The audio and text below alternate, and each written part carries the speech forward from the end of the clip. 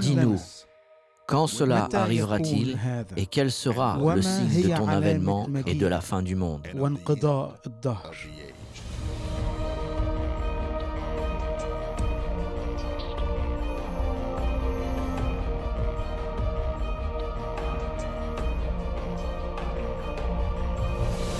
Notre sujet aujourd'hui est la venue de la religion universelle, le moment où toutes les religions ne feront plus qu'une. La prophétie se trouve au verset 8 d'Apocalypse 13. « Et tous les habitants de la terre l'adoreront. Ceux dont le nom n'a pas été écrit dans le livre de vie de l'agneau qui a été immolé dès la fondation du monde. » Donc tous adoreront l'Antichrist et son système de religion mondiale, à l'exception de ceux dont le nom est inscrit dans le livre de vie de l'agneau.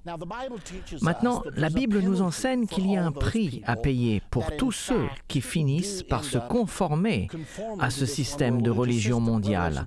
Apocalypse 13, 15 nous dit qu'il, en parlant du faux prophète, qu'il aura le pouvoir d'animer l'image de la bête, qui est l'image de l'Antichrist, pour que l'image de la bête parle et que ceux qui n'adoraient pas l'image de la bête soient tués. Puis dans Apocalypse 13, 16, il nous parle d'une autre peine. Et il fit que tous, petits et grands, riches et pauvres, libres et esclaves, reçoivent une marque sur leur main droite ou sur leur front, et que personne ne puisse acheter ni vendre, sans avoir la marque, le nom de la bête ou le nombre de son nom.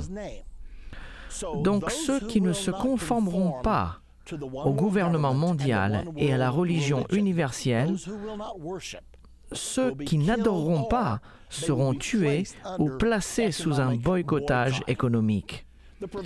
La théorie prédominante de nos jours est qu'il existe deux causes de guerre sur Terre, les conflits entre les nations et les conflits entre les religions. L'une des solutions perçues est de supprimer les nations et d'entrer dans une nouvelle ère de gouvernance mondiale.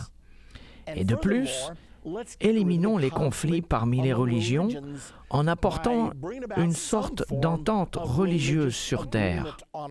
Ainsi, avec un gouvernement mondial, une religion universelle, nous aurons banni les guerres de la Terre et ainsi nous pourrons avoir la paix. Dans une de nos leçons précédentes, nous avons étudié les prophéties au sujet de la venue d'un gouvernement mondial. Cela va arriver. C'est déjà en cours. Dans notre leçon d'aujourd'hui, nous allons apprendre ce que les prophéties disent réellement au sujet de la venue d'une religion universelle.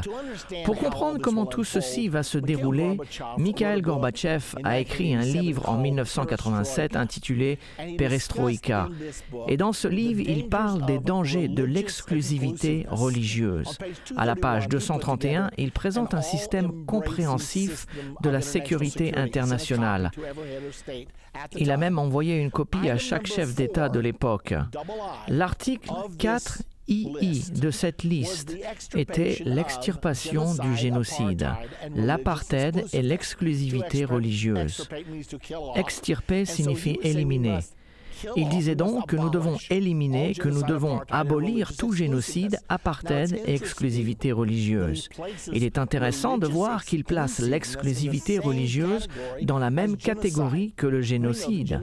Nous savons que le génocide est faire du mal physiquement ou mentalement à une minorité. Cela peut être une minorité raciale, une minorité religieuse ou une minorité sexuelle. Mais cela veut dire faire du mal physiquement ou, écoutez bien cela, mentalement. Nous atteignons un point dans notre société aujourd'hui où il est possible de commettre un crime de haine sans blesser personne. Tout ce qu'il faut faire, c'est dire quelque chose qu'il ne faut pas. Le génocide existe non seulement mentalement, mais le mal peut aussi être fait contre une personne à cause de l'exclusivité religieuse. Vous êtes considéré comme étant religieusement exclusif si vous croyez que votre religion est la seule véritable et que les gens doivent être sauvés par une certaine religion ou bien ils ne pourront être sauvés. Par exemple, Jésus-Christ a dit « Si vous ne croyez pas que je suis le Messie, vous mourrez dans vos péchés ».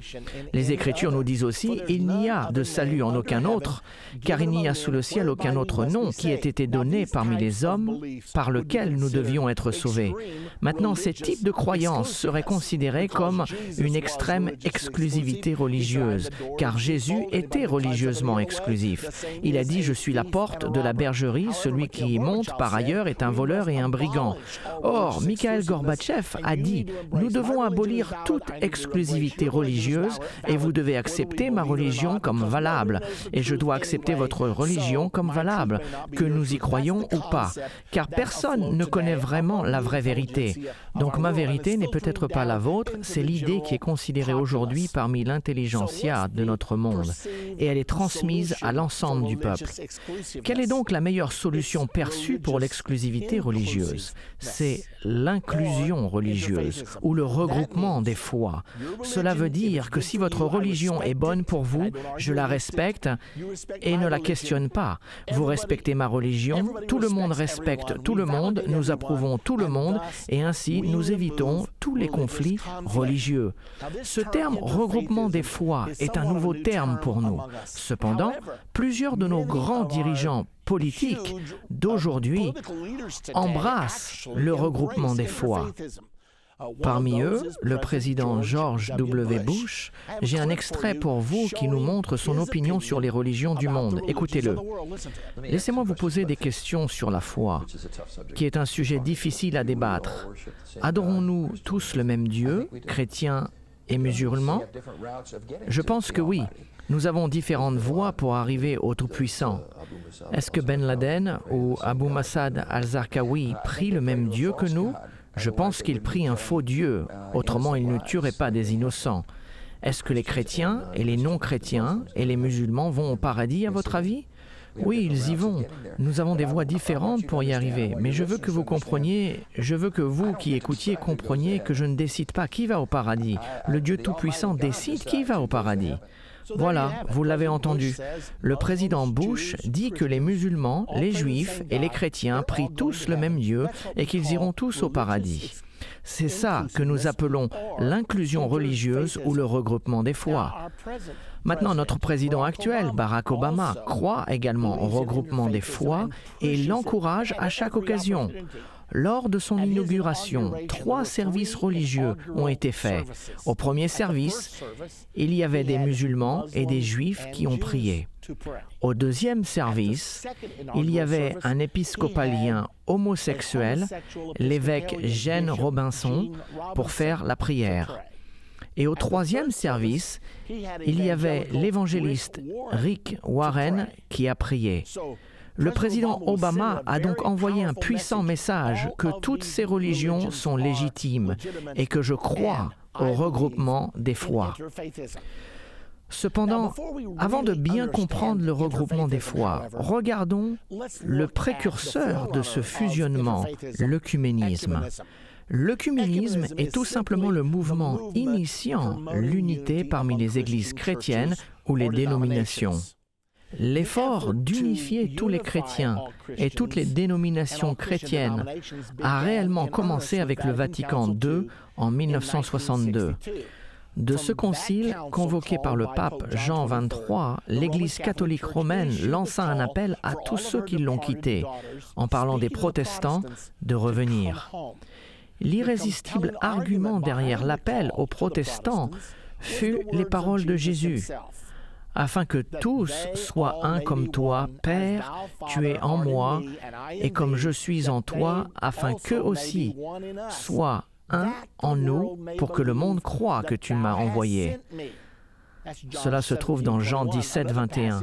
Et un autre passage nous dit « À ceci, tous connaîtront que vous êtes mes disciples, si vous avez de l'amour les uns pour les autres. » L'Église catholique a dit « Comment pouvons-nous gagner ce monde si nous, les chrétiens, nous sommes si divisés ?» Et ceci était très attrayant car, après tout, qui ne voudrait pas que tous les chrétiens soient réunis? Cependant, il y avait un problème. La faille mortelle du mouvement œcuménique, dès le début, était que cet appel à l'unité était basé sur un compromis plutôt que sur la vérité. Les vérités bibliques pour lesquelles nos ancêtres ont travaillé et sacrifié leur vie ont été mises de côté comme de vieilles choses obsolètes. Maintenant, si l'appel à l'unité avait été basé sur la vérité, que tous les croyants s'unissent et s'occupent des doctrines principales de la foi chrétienne, qu'ils prient et qu'ils étudient jusqu'à ce qu'ils pensent que ceci est correct, c'est ça que la Bible enseigne. Puis nous sommes tous d'accord et nous aurions pu avoir une vraie renaissance chrétienne. Cependant, ce n'était pas basé sur la vérité, mais sur le compromis. La doctrine est presque devenue un gros mot. Mais ce n'était pas une bonne idée car l'apôtre Paul a écrit à Timothée en disant « Veille sur toi-même et sur ton enseignement. Persévère dans ces choses. » Car en agissant ainsi, tu te sauveras toi-même et ceux qui t'écoutent. Paul a donc enseigné à Timothée que la doctrine était essentielle pour le salut. Mais dans le mouvement œcuménique, la doctrine est devenue un obstacle à l'unité. Et cela a marché, car entre 1962 et 1994, le mouvement œcuménique a rapidement grandi. Et en 1994, les catholiques, les luthériens, les méthodistes, les baptistes et même les juifs ont commencé à partager leur église, leur synagogue, leur pupitre. C'était étonnant de voir cela se passer, étant donné que ceci ne s'était jamais passé auparavant. Et en 1994, c'était en quelque sorte la culmination de tous les efforts œcuméniques. Et le 29 mars 1994, l'annonce a été faite qu'un accord avait été signé entre certains dirigeants évangéliques tels que Pat Robertson, Charles Colson et Bill Bright, le fondateur de Croisade pour Christ, ainsi que certains théologiens de l'Église catholique romaine. Cette déclaration faisait appel aux catholiques et aux protestants ensemble, disant que, puisque chaque personne qui confesse sa foi en Jésus-Christ est sauvée, que les catholiques, les protestants et les évangéliques ne devraient plus viser sur les membres d'une autre communauté afin de les convertir. Cet accord suppose que les différences entre les doctrines ne comptent plus, mais qu'elles sont tout simplement des obstacles qui divisent l'unité chrétienne. Cette déclaration, annonçant la signature de ce document, a paru dans un article de l'Indianapolis Star le 30 mars 1994. Il est intitulé « Catholiques, évangéliques reconnaissent les liens qui les unissent ». Et environ 2 mois et demi plus tard, en juin 1994, la Convention baptiste du Sud, qui est la plus grande dénomination protestante de l'Amérique, a voté à l'unanimité l'endossement d'une déclaration pour l'unité avec les catholiques en dépit des différences théologiques. Le rapport de l'édition du 17 juin 1994 de l'Indianapolis Star a dit « Faisant un grand pas en direction dans l'œcuménisme, les baptistes du Sud ont dit que les croyants nés de nouveau se trouvent dans toutes les dénominations chrétiennes et ont encouragé un discours baptiste catholique. » Le titre de l'article, « Les baptistes du Sud adoptent les catholiques, la plus grande dénomination protestante ». Eh bien, en 1999, la touche finale du mouvement œcuménique a été mise en place. Les luthériens et les catholiques ont signé une déclaration conjointe pour la justification par la foi. L'annonce disait: c'est un accord monumental, un grand exploit du dialogue œcuménique engendré par le Vatican II qui a failli ne pas se réaliser. En dépit de son image publique, en tant qu'opposé au mouvement œcuménique, l'homme reconnu par les deux côtés comme celui qui a sauvé ce document, et cette déclaration n'est autre que celle du cardinal Joseph Ratzinger, le chef de la congrégation de la doctrine de la foi du Vatican.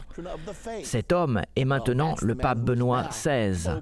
La signature a eu lieu le 31 octobre, le jour de l'anniversaire où Martin Luther a cloué ses 95 thèses sur la porte de la cathédrale de Wittenberg, causant ainsi le déclenchement de la réforme protestante. Nous voilà donc à la date de son anniversaire. La réforme protestante a eu lieu à cause de la justification par la foi. Martin Luther a rendu cette expression célèbre « le juste vivra par la foi ». Donc ensemble, les luthériens et les catholiques ont alors rédigé un document théologique pour expliquer la signification. Ainsi, la chose qui a causé la réforme est maintenant mise de côté et adoptée. Alors pourquoi les églises ne se réunissent-elles pas? C'est ce qu'il s'est produit le 31 octobre 1999. Ainsi, le problème qui a suscité la réforme est résolu. La plupart des dénominations chrétiennes considèrent les autres groupes chrétiens comme sauvés. L'œcuménisme étant considéré par la plupart comme un fait acquis. Ainsi, le point d'intérêt bascule de l'œcuménisme au regroupement des foi. Revenons à la première rencontre du regroupement des foi. En 1893, le premier parlement des religions du monde s'est tenu à Chicago. Son objectif était de cultiver l'harmonie parmi les communautés religieuses et spirituelles dans le monde et d'encourager leur engagement envers le monde avec ses établissements de conduite afin d'avoir un monde juste, paisible et durable. En fait, ils étaient bien en avance sur leur temps, car peu de choses étaient accomplies pour le regroupement des foi pendant environ 80 ans. Mais en 1985, le pape Jean-Paul II a fait une déclaration stupéfiante, qu'il pensait que les musulmans et les chrétiens adoraient le même Dieu. C'était au mois d'août en 1985 que le pape Jean-Paul II visitait le Maroc après avoir été invité par le roi Hassan II. Il était le premier pape à visiter officiellement un pays islamique sur l'invitation de son chef religieux. Et là, lors d'une assemblée historique, au milieu de milliers de jeunes musulmans, dans le stade de Casablanca, il a souligné que nous croyons au même Dieu. Le Dieu unique, le Dieu vivant. Pensez un peu, les musulmans et les chrétiens qui croient au même Dieu. Les chrétiens croient que Jésus-Christ est Dieu. Les musulmans ne croient pas que Jésus est Dieu. Les chrétiens croient que Jésus est mort sur la croix et que le seul plan du salut est au travers du sang du calvaire. Les musulmans nient que Jésus soit mort sur la croix.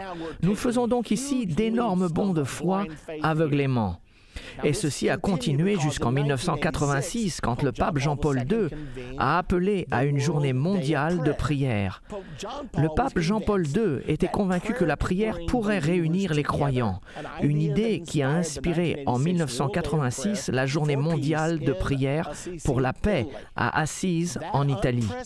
Ce rassemblement sans précédent à l'invitation du pape a attiré ses dirigeants juifs, bouddhistes, shintoïstes, musulmans, zoroastriens, hindous, unitariens, africains traditionnels, des Indiens d'Amérique et beaucoup d'autres sous le toit de la basilique de Saint-Francis. Tous ont prié côte à côte avec des dirigeants catholiques, orthodoxes et des protestants pour la paix dans le monde. Et il semblerait qu'il y avait du bon dans tout cela. Chacun d'entre nous, je pense, pourrait dire que ce serait une bonne chose que tout le monde descende leurs barrières, qu'ils s'unissent ensemble et prient le Dieu en qui ils croient. Cependant, avant de décider que ce soit une bonne chose, j'aimerais vous poser cette question. Pouvez-vous imaginer le prophète Élie dans l'Ancien Testament se réunir en regroupant leur foi dans une réunion de prière avec les prophètes de Baal et les autres prophètes de la région? Je pense pas. Nous savons qu'il ne l'aurait pas fait si vous connaissez votre Bible. La question que nous devons donc nous poser, Élie avait-il tort à l'époque ou avons-nous tort aujourd'hui? Nous devons nous poser cette question car l'humanité s'est souvent égarée. Poursuivons. Finalement, en 1993, au Parlement des religions du monde à Chicago, qui était le 100e anniversaire du premier Parlement des religions du monde, qui s'était lui-même aussi tenu à Chicago. Des catholiques, des protestants, des hindous, des juifs, des musulmans, des sikhs, des asturiens, des vicans, qui entre parenthèses sont des sorcières, des indigènes et beaucoup d'autres ont participé. Le Parlement des religions du monde de 1993 a adopté une éthique mondiale, écrite par le célèbre théologien catholique Hans Kung. Une éthique mondiale est une déclaration de croyance mondiale. L'essentiel de l'éthique mondiale peut être réuni en 3 citations dans ce document. Premièrement, nous affirmons qu'un ensemble de valeurs de base se trouve dans les enseignements des religions et que celles-ci forment la base pour une éthique mondiale dans laquelle toutes les religions peuvent se retrouver. Deuxièmement, il existe déjà des anciennes directives pour la conduite humaine qui se trouvent dans les enseignements des religions du monde et qui sont la condition pour un ordre mondial durable. Ordre mondial durable, je reconnais cette expression. C'est dans cette direction que nous allons, n'est-ce pas? Numéro 3, nous devons enterrer nos petites différences pour la cause de la communauté mondiale en exerçant une culture de solidarité et de rapport. Enterrer nos petites différences telles que Jésus est-il Dieu ou pas? Était-il le Messie ou pas? A-t-il été crucifié sur la croix ou pas? Ou bien Allah est-il Dieu? Ou Jéhovah est-il Dieu? Ou Braham est-il Dieu? Petites différences, c'est ce que dit l'éthique mondiale. Nous devons enterrer ces petites différences. Pourquoi? Pour la cause de la communauté mondiale, pour la cause du gouvernement mondial. C'est ça, la pensée qui est le dynamisme du regroupement des foi. Puis en 1994, le nouveau catéchisme catholique romain a été publié. J'ai acheté un exemplaire car j'étais très intéressé par ce qu'ils avaient à dire sur la relation entre l'Église catholique et les musulmans.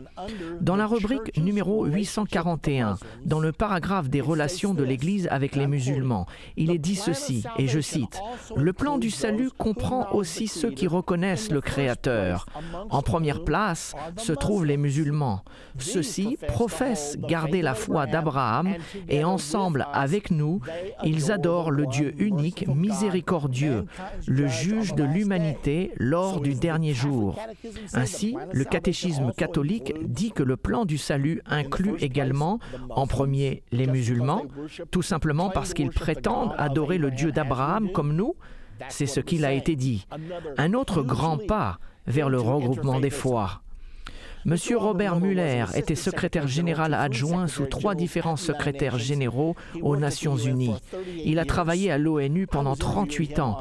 Je l'ai interviewé dans une de nos émissions de radio Politique et Religion et il m'a déclaré « Nous avons réuni le monde autant que possible politiquement ». Il préconisait ouvertement un gouvernement mondial. Mais il a dit « Nous sommes coincés, nous ne pouvons aller plus loin car pour créer un vrai gouvernement mondial, le monde doit se rapprocher spirituellement. » Puis il a dit, ce qu'il nous faut, c'est une nation unie des religions. Il a dit, les dirigeants politiques se rencontrent quotidiennement à l'ONU et ils discutent ensemble. Jusqu'à ce jour, nous avons un tel consensus d'opinion que nous avons une communauté mondiale. La communauté mondiale dit ceci, la communauté mondiale dit cela. Mais il a dit que les dirigeants religieux ne s'adressent même pas la parole pour la plupart du temps. Nous avons besoin d'une nation unie des religions. Enfin, je n'étais donc pas surpris quand, quelques années plus tard, j'ai vu l'annonce qu'un entretien œcuménique pour les dirigeants politiques et les dirigeants religieux aurait lieu à San Francisco en commémoration du 50e anniversaire de la signature de la Charte de l'ONU. C'était le 26 juin 1995, exactement 50 ans après que la Charte de l'ONU fut signée. L'entretien fut organisé par l'évêque William Swing de l'Église épiscopale de San Francisco. À la demande de l'ONU, les participants présents étaient le secrétaire général de l'ONU, Boutros Boutros-Ghali, la princesse Margaret de Grande-Bretagne, l'archevêque Desmond Tutu de l'Afrique du Sud, le président Lech Walesa de Pologne, ainsi que plusieurs autres dignitaires internationaux. Après cette réunion œcuménique, l'évêque Swing, qui en était le responsable, a décidé qu'à la suite de cet entretien, il devrait explorer la possibilité possibilité d'établir une organisation unie des religions ou les Nations unies des religions. En 1996, il a rendu visite à des personnes telles que le pape Jean-Paul II, l'évêque Desmond Tutu, le Dalai Lama, Mère Teresa, et de retour de ces rencontres, il a annoncé que l'idée avait été bien reçue par une grande majorité. Par conséquent, en 1997, le révérend Swing décida de tenir la première conférence pour rédiger la charte de l'Organisation des religions unies. Puis en 1998, il a tenu sa deuxième conférence pour la rédaction de cette charte. Et finalement, ils ont achevé la charte. À ces conférences, il y avait des protestants, des catholiques, des juifs, des hindous, des indigènes, des wiccans. Tous étaient présents. Finalement, la charte fut finalisée en l'an 2000. Ils allaient avoir une énorme conférence pour la signature de la charte à Pittsburgh, en Pennsylvanie. Et à cette réunion, il se trouve que j'y étais présent, un appel téléphonique des Nations Unies fut annoncé. Une dame hindoue priait à cet endroit. L'appel des Nations Unies a félicité les religions unies pour leur accomplissement. La femme hindoue qui était en prière s'assit en position de lotus et au bout d'un moment, elle dit « Om ». Et j'entendis un écho venant de la congrégation « Om ». Et rapidement, tout le monde disait « Om ». Et j'ai réalisé que je me trouvais au milieu d'un service religieux œcuménique. Finalement, le service s'est terminé par le retentissement du chauffard juif. C'était un événement surprenant. Il s'agissait de la signature de la charte de l'Organisation des religions unies. Dans notre prochaine partie de la fin de l'ère, nous découvrirons ce que la Bible dit au sujet du succès ou de l'échec du regroupement des foi. Nous avons déjà vu d'après les prophéties qu'il y aura une religion mondiale. Maintenant, nous allons voir à quoi elle ressemblera.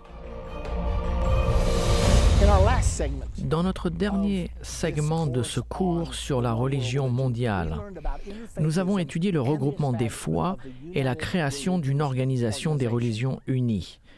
Nous allons continuer à examiner ce regroupement des foi, car après la formation des religions unies en l'an 2000, environ 3 mois plus tard, au mois d'août 2000, une assemblée a été tenue à l'ONU appelée le Sommet du millénaire pour la paix mondiale. C'était la toute première assemblée religieuse tenue aux Nations Unies. Elle a eu lieu une semaine avant le sommet du millénaire des chefs politiques du monde. Le concept derrière cette assemblée était « Nous devons apporter une entente entre les chefs religieux et les chefs politiques du monde ». Cette assemblée a été subventionnée par M. Ted Turner, qui avait fait une donation d'1 milliard de dollars aux Nations Unies. Puisqu'il avait avancé l'argent, Ted Turner a été l'orateur principal de la conférence. Environ 1000 chefs religieux des 4 coins du monde y ont participé. Le but de ce sommet de la paix mondiale était de réunir et de coordonner la direction religieuse et spirituelle en tant qu'allié de l'interreligion aux Nations Unies dans sa poursuite de la paix, de la compréhension mondiale et de la coopération internationale. Les résultats du sommet de la paix mondiale, et rappelez-vous que c'était en l'an 2000, le tournant du millénium, ça n'arrive qu'une fois tous les 1000 ans, donc les attentes étaient très grandes. Lors de cette assemblée, les chefs religieux ont signé premièrement une déclaration pour la paix mondiale et ils ont également établi ce qui est probablement le plus important, le Conseil consultatif international des chefs religieux. C'est une liaison entre les chefs religieux et les chefs politiques du monde. Le but était d'engager les chefs religieux à mettre en avant le programme de la communauté mondiale ou du gouvernement mondial plutôt que de le contrer. La raison pour laquelle cela était si important, c'est que les chefs politiques ont réalisé que les chefs religieux pouvaient saboter leurs efforts. Après tout, ce sont les chefs religieux qui se trouvent en face de leur congrégation chaque semaine. De plus, ils consacrent leurs bébés, ils marient leurs jeunes, ils enterrent leurs morts, ils sont reçus chez eux, leur influence est si grande. Et bien sûr, c'est ce que M. Muller a dit quand il a parlé de notre besoin d'une nation unie des religions.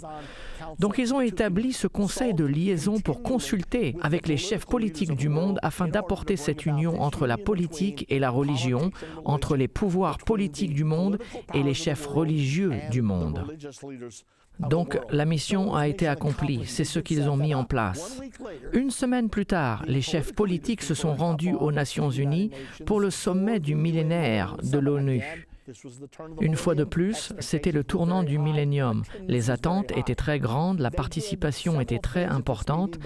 Ils ont fait plusieurs choses lors de cette réunion, mais la chose principale était l'adoption des objectifs du millénaire pour le développement, OMD. Il existe 8 OMD tels que le développement durable, le partenariat mondial, etc. Vous pouvez lire au sujet de toutes ces choses en allant sur le site de l'ONU. Cependant, le vrai programme du nouvel ordre mondial était de fonder les objectifs du millénaire pour le développement et qu'ainsi toutes les nations du monde travailleraient ensemble pour atteindre ces buts. Ce qui s'est produit, c'est qu'ils ont adopté un programme, un agenda pour le système du gouvernement mondial et ont intégré aux objectifs millénaires pour le développement un plan de redistribution massive des richesses. La redistribution massive des richesses, comme vous le savez, est l'idée principale de la plateforme du socialisme international ou du communisme. Nous avons donc déterminé l'objectif pour un programme socialiste international, géré entièrement par les Nations Unies avec la coopération des religions du monde. Et les efforts de l'interreligion ont persisté. En 2002, le pape Jean-Paul II a dirigé une fois de plus un service interreligieux à Assise, en Italie. Ainsi, le concept d'interreligion était lancé. Tony Blair, un dirigeant très influent dans notre monde et que nous connaissons tous très bien. Il était le premier ministre de la Grande-Bretagne pendant de nombreuses années. Cependant, en 2007, il a annoncé qu'il allait quitter ses fonctions de premier ministre. Les rumeurs ont également dit qu'il allait se convertir au catholicisme.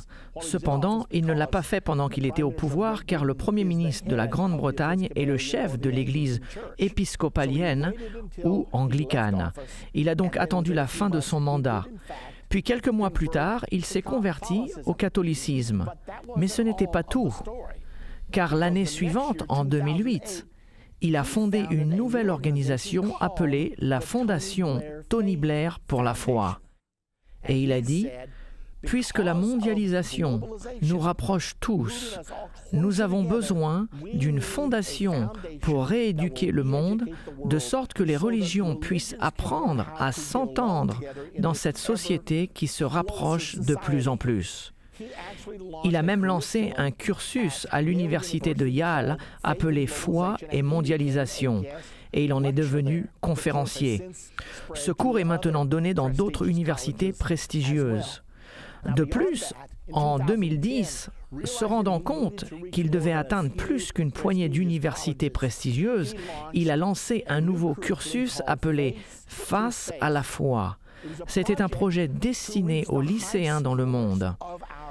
Il s'est engagé en partenariat avec Bill Clinton dans son initiative mondiale et ils ont décidé de promouvoir ce nouveau programme aux écoles dans le monde entier. L'idée est la suivante. Chaque élève aura un ordinateur sur son bureau qui sera en contact avec une autre personne d'une autre religion quelque part dans le monde. Un chrétien pourra être en contact avec un musulman avec un bouddhiste ou un bouddhiste avec un juif. Et ces jeunes communiqueront entre eux. Ils feront connaissance et surtout, ils accentueront leurs points communs pour ainsi pouvoir se rapprocher. Souvenez-vous de l'éthique mondiale rédigée par M. Hans Kung. Cela faisait partie de cette idée. Nous sommes d'accord sur le fait que nous devons noyer les petites différences qui nous séparent afin que nous puissions en fait former une communauté mondiale. Le rêve est donc un gouvernement mondial et une religion mondiale. Vous voyez ici l'apogée du mouvement interreligieux. Le pape Jean-Paul II, et ceci est arrivé le 6 mai 2001 dans une mosquée à Damas en Syrie, on voit le pape embrasser le Coran. Surprenant. Il est presque difficile de le croire. Et aux dernières nouvelles de l'interreligion, en 2011, le pape Benoît XVI a déjà annoncé qu'il retournerait à Assise en Italie et qu'il inviterait toutes les religions, une fois de plus, à faire une prière collective. Bien, faisons une pause et voyons de quoi il s'agit vraiment. L'interreligion reconnaît qu'il existe deux religions principales sur la terre, l'islam et le christianisme. L'islam dit avoir environ 1,57 milliard d'adhérents, ce qui représente 23% de la population du monde. Le christianisme dit avoir 2,2 milliards d'adhérents, ce qui représente 33% de la population. Vous avez donc 1,1 milliard de catholiques, 1,1 milliard de protestants, et ensemble, entre l'islam et le christianisme, vous avez 56% de la population du monde. Ainsi, les interreligieux pensent que s'il est possible d'obtenir une coopération entre les musulmans et les chrétiens, si ces deux religions peuvent former une alliance entre elles, elles pourraient réunir le monde. Cependant, nous devons nous demander, est-ce que l'interreligion sera un succès? Les dirigeants européens sont d'accord pour dire que le mouvement multiculturaliste a échoué. Depuis quelque temps, et en Europe particulièrement, l'islam est devenu tellement important que les dirigeants de l'Europe ont essayé d'avoir un esprit ouvert et compréhensif et leur ont accordé une certaine liberté d'action. Mais ce qu'ils ont découvert, c'est que les musulmans ne sont pas intéressés par s'intégrer à la société française, la société allemande ou la société anglaise. Mais ils veulent venir et devenir si importants qu'ils changeront la société dans laquelle ils sont pour qu'elle devienne comme eux. Ainsi, récemment, le président français Nicolas Sarkozy a suivi l'exemple du Premier ministre britannique David Cameron et de la chancelière allemande Angela Merkel. M. Sarkozy a dit « c'est un échec ». La vérité est que dans toutes nos démocraties, nous avons été trop concernés par l'identité des nouveaux venus et pas assez par l'identité du pays qui les accueille. Madame Merkel a dit « le multiculturalisme a totalement échoué en Allemagne ». Monsieur Cameron en Angleterre a dit « il a été la cause pour de jeunes musulmans britanniques d'être vulnérables au radicalisme ». L'interreligion a-t-elle donc échoué? Sera-t-elle la religion de l'Antichrist et du faux prophète, du gouvernement mondial et de la religion mondiale des derniers temps? Ou, si c'était un échec, à quoi devons-nous nous attendre? Il y a eu beaucoup d'autres articles écrits ces dernières années concernant un possible désaccord entre les civilisations, car l'islam est si différente et si ancrée dans ses croyances qu'aux yeux des sociétés occidentales, beaucoup ont dit « ça ne marchera jamais ». Éventuellement, on va avoir une guerre, un conflit. Il se trouve que la Bible prophétise une telle guerre. Apocalypse chapitre 9, versets 13 à 16, déclare qu'une guerre va arriver. Dans le verset 15, il est dit qu'une guerre arrive et tuera un tiers de l'humanité. Un tiers de la race humaine sera éliminé dans cette guerre sans précédent. C'est ce que la Bible nous dit, et les prophéties se réalisent toujours. La Troisième Guerre mondiale, d'après ce passage, commencera à partir du fleuve de l'Euphrate. Permettez-moi de préciser que 100% de l'Euphrate est musulman. La Turquie est 99% musulmane, la Syrie est 92% musulmane, l'Irak est 98% musulmane. Ainsi, chaque centimètre de l'Euphrate est contrôlé par l'islam. Et il est dit dans ce passage, Apocalypse 9 au verset 13-16, que cette guerre commencera dans cette région, où il y a toutes sortes de conflits en ce moment. La guerre va donc impliquer l'islam et les États-Unis y participeront sûrement puisqu'ils sont la puissance principale dans le Moyen-Orient en ce moment. Nous avons des troupes partout. Nous avons 236 000 soldats dans le bassin de l'Euphrate actuellement. Nous sommes engagés dans chaque conflit, que ce soit l'Irak, l'Afghanistan ou le Pakistan. Peu importe l'endroit dont vous parlez, dernièrement la Libye, les États-Unis finissent par y être impliqués. Les États-Unis possèdent également la puissance nucléaire capable de tuer le tiers de l'humanité. Quelles seraient les conséquences de cette guerre? D'après les prophéties, il semblerait que l'islam fera partie d'un grand pourcentage des 2,3 milliards de morts. L'islam a une population de 1,57 milliard de personnes. Cela signifie qu'un plus grand nombre que la population islamique doit périr, mais il apparaît selon les prophéties que l'islam sera en grande partie éliminé dans cette prochaine guerre. Comment en sommes-nous sûrs? Nous avons deux images prophétiques du monde après la Troisième Guerre mondiale. Nous avons deux images du monde pendant les 3 dernières années et demie avant la bataille d'Armageddon. Apocalypse 13 nous dépeint 2 bêtes formant une alliance ensemble. La première bête représente le gouvernement mondial de l'Antichrist et la deuxième bête représente la religion mondiale menée par le faux prophète.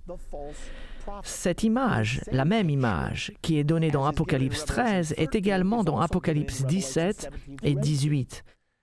Elle prophétise une alliance entre un gouvernement mondial et une religion mondiale. Ces deux prophéties montrent le monde tel qu'il sera juste avant la bataille d'Armageddon et la deuxième venue de Jésus-Christ.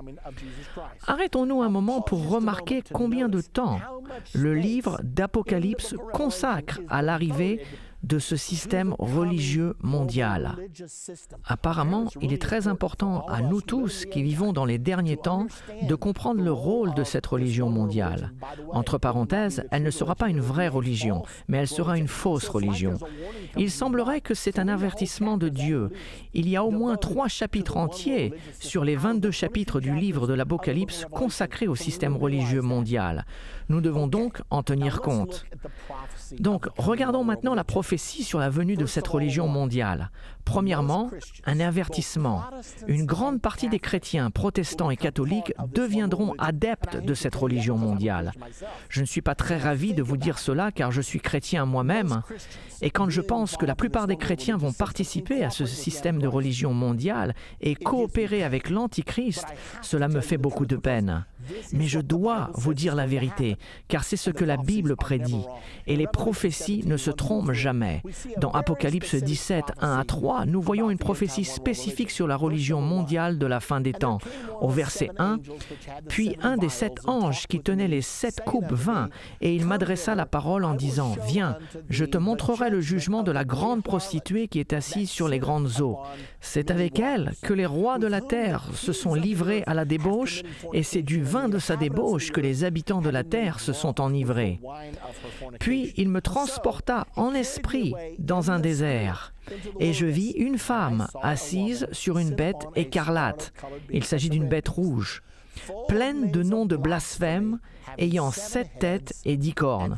La première chose sur laquelle je veux attirer votre attention est que la personne qui parle à Jean lui a dit « Je te montrerai le jugement de la grande prostituée ». Il s'agit donc d'un avertissement que le jugement va arriver. Et lorsqu'on continue, laissez-moi vous rappeler que cette bête d'Apocalypse 17 est la même bête à 7 têtes et 10 cornes qui symbolise le gouvernement mondial d'Apocalypse 13. Ainsi, la bête d'Apocalypse 17 et la bête d'Apocalypse 13 est la même bête. Laissez-moi aussi vous rappeler que la bête d'Apocalypse 13 a le corps d'un léopard, l'Allemagne, les pattes d'ours, la Russie, la gueule d'un lion, la Grande-Bretagne, et les 10 cornes du royaume à 10 cornes, la coalition de 10 nations qui sortira de l'Union européenne. Il s'agit donc d'un système de gouvernement mondial venant de l'Europe. Ça, c'est la bête d'Apocalypse 13. Et dans Apocalypse 17, on nous dit quelque chose qui n'est pas mentionné dans Apocalypse 13. La couleur de la bête est rouge. Le rouge dans la Bible est utilisé pour symboliser le socialisme ou le communisme. Ainsi, le gouvernement mondial de l'Antichrist et du faux prophète sera un gouvernement socialiste. Et cela ne devrait pas nous étonner car la plupart des nations du monde sont aujourd'hui socialistes. Et celles qui ne le sont pas encore se dirigent rapidement dans cette direction. Nous entendons sans cesse la poussée de la redistribution des richesses, ce qui est évidemment le socialisme. Et plus nous avancerons vers ce gouvernement mondial, plus nous l'entendrons. Retournons dans Apocalypse 17. Dans cette prophétie, il y a une femme assise sur le dos de la bête du gouvernement mondial. Pour pouvoir comprendre cette partie de la prophétie, nous savons qu'une bête symbolise toujours une nation avec son dirigeant, mais afin de comprendre la femme, Dieu emploie toujours une femme pour symboliser une église dans les Écritures. Il emploie une vierge pour symboliser une vraie église. Par exemple, dans 2 Corinthiens 11, 2, Paul a dit « Car je suis jaloux de vous d'une jalousie de Dieu, parce que vous avez fiancé un seul époux pour vous présenter à Christ comme une vierge pure. Il emploie également une femme pour symboliser une église rétrograde. Mais il n'emploie pas une vierge, il emploie une prostituée. Lorsqu'Israël a rétrogradé dans l'Ancien Testament, Dieu a dit qu'elle était semblable à une prostituée. Par exemple, Juges 2, 17, « Mais ils n'écoutèrent pas même leurs juges, car ils se prostituèrent à d'autres dieux, se prosternant devant eux. Ils se détournèrent promptement de la voie qu'avait suivie leur père, et ils n'obéirent point comme eux au commandement de l'Éternel. » Donc, quand nous voyons cette prostituée, c'est la prophétie d'une église rétrograde.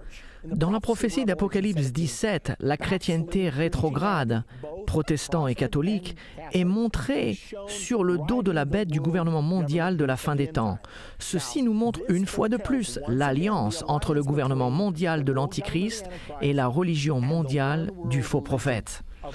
La plupart des chrétiens suivront le faux prophète pour se jeter dans les bras de l'Antichrist et de son système de gouvernement mondial. Cela n'est pas une bonne nouvelle à vous dire, mais c'est ce que la Bible enseigne. Pour être sûr que nous comprenions l'identité de cette femme avec certitude, regardons le rôle du catholicisme dans l'état rétrograde de l'Église des derniers temps. Il s'agit d'une femme, nous pouvons découvrir son identité dans Apocalypse 17, 18, où il nous est dit « Et la femme que tu as vue, c'est la grande ville qui a la royauté sur les rois de la terre. » Donc, numéro 1, la femme est une ville, c'est simple. Cependant, la Bible nous dit également que la femme est assise sur les grandes eaux, c'est dans le verset 1. Que symbolisent donc ces eaux? Le verset 15 d'Apocalypse 17 nous dit « Les eaux que tu as vues sur laquelle la prostituée est assise, ce sont des peuples, des foules, des nations et des langues. » Ainsi, la femme est une ville et cependant elle règne au-dessus d'un vaste système international de peuples, de multitudes, de nations et de langues. Maintenant, cette bête a 7 têtes. Et dans cette prophétie, les 7 têtes ont une signification précise. Le verset 9 nous indique cette signification. C'est ici l'intelligence qui a de la sagesse. Les 7 têtes sont 7 montagnes sur lesquelles la femme est assise. La femme est une ville, n'est-ce pas? C'est ce que nous avons appris au verset 18. Donc, les 7 têtes sont 7 montagnes sur lesquelles la ville est assise. J'ai entendu toute ma vie que Rome est la ville aux 7 collines.